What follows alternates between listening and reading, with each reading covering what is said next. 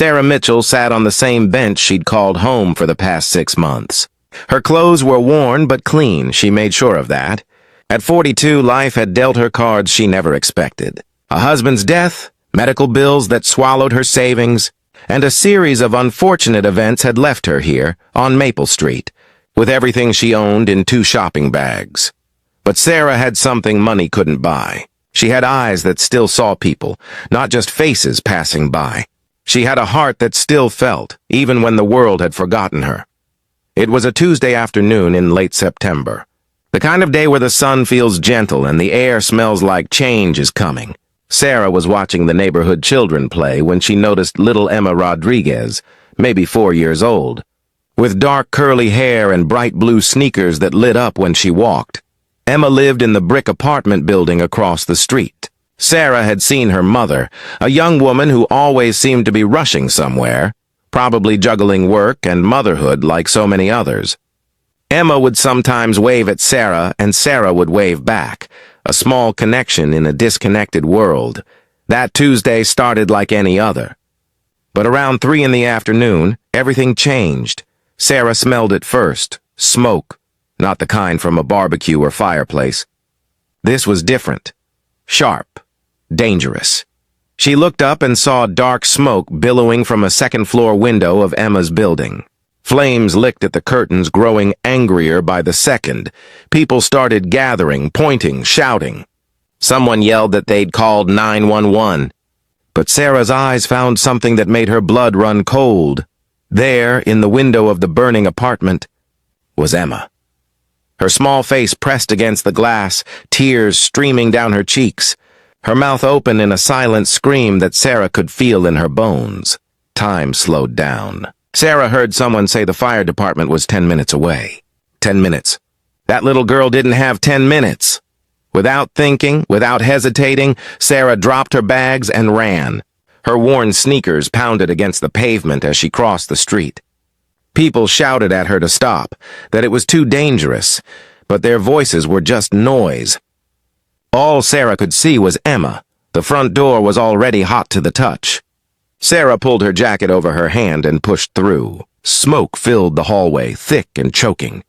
She dropped low, remembering something she'd learned years ago. Clean air stays near the floor. She crawled up the stairs, each breath burning her lungs. The door to Emma's apartment was ajar, heat radiating from it like an oven. Sarah pushed through, calling Emma's name. The living room was engulfed in flames, but she could hear crying from the back bedroom. Sarah wrapped her jacket around her face and moved through the smoke. She found Emma huddled in the corner, clutching a stuffed rabbit, frozen with fear. Sarah scooped her up, held her tight against her chest, and whispered, "I've got you, sweetheart. Close your eyes and hold on to me." Getting out was harder than getting in. The flames had spread, blocking their original path. Sarah's mind raced. There was a back stairwell, rarely used, filled with storage and old furniture. It was their only chance. She carried Emma through the smoke, feeling the heat sear her arms, her back. The stuffed rabbit fell from Emma's hands, but there was no going back. Each step felt like a mile. Sarah's lungs screamed for air. Her vision blurred, but she kept moving. One step, then another, for Emma. For this child, who deserved to grow up, to have birthdays, to know love and joy and all the beautiful things life could offer. They burst through the back exit, just as sirens filled the air. Sarah collapsed on the grass behind the building, Emma still in her arms, both of them coughing, gasping, alive. Paramedics rushed over. Someone wrapped a blanket around them. Emma's mother arrived, hysterical with relief, dropping to her knees and pulling Emma into her arms, sobbing thank yous that Sarah barely heard.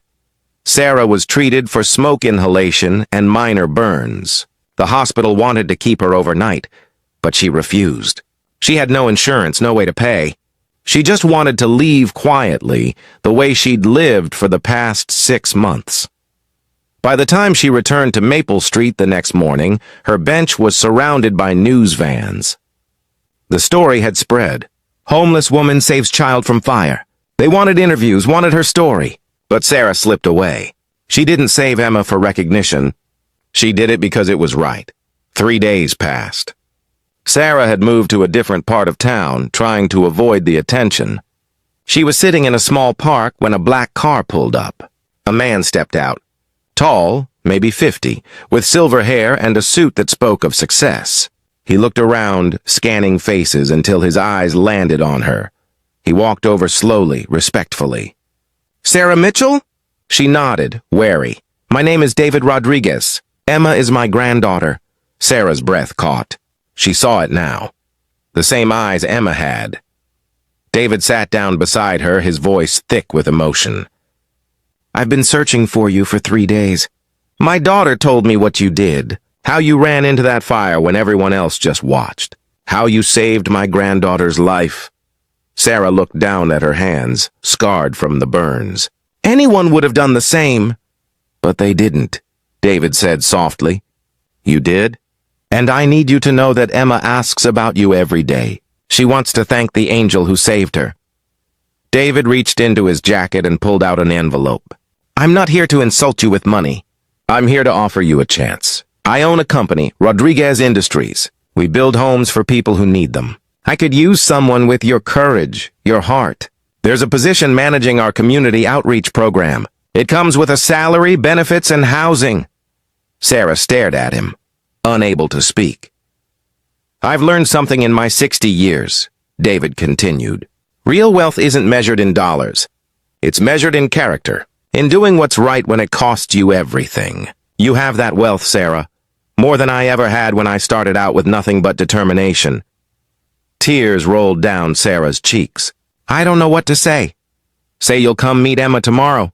Say you'll give yourself the fresh start you deserve. Say you'll let us pay forward the gift you gave our family." Sarah thought about that moment in the fire, when every instinct told her to turn back, but her heart pushed her forward. Maybe this was life's way of rewarding not her, but the goodness that still existed in the world. "Okay," she whispered. "Okay." David smiled, and Sarah saw in his eyes the same light she'd seen in Emma's.